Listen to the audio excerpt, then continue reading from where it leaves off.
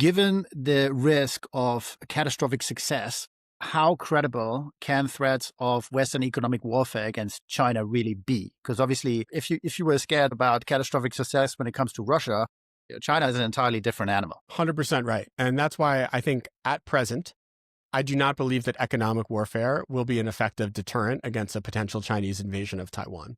I think if anything, the exact principle that you just mentioned, where it's hard to imagine doing aggressive sanctions on China without sending our own economies into a recession. If anything, that might embolden China, because I think the Chinese may wager that in this type of scenario, especially if they can launch a kind of lightning strike where they take Taiwan very quickly, that governments from the US to Europe are just going to decide, look, it's not worth taking this giant hit to our economies to try to fight back against a fait accompli.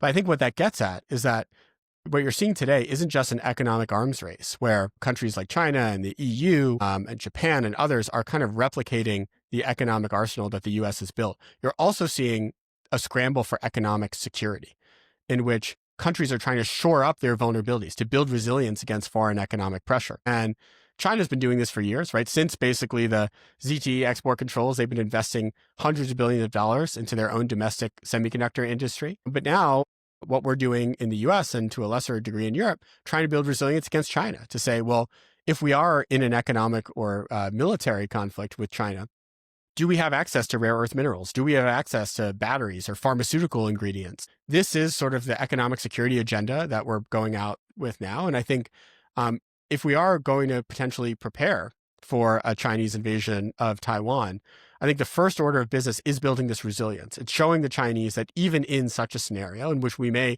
have a hard decoupling between the US and Chinese economies, that we can survive, that we can actually go on and get through it. But right now, I think that we're very far from that point.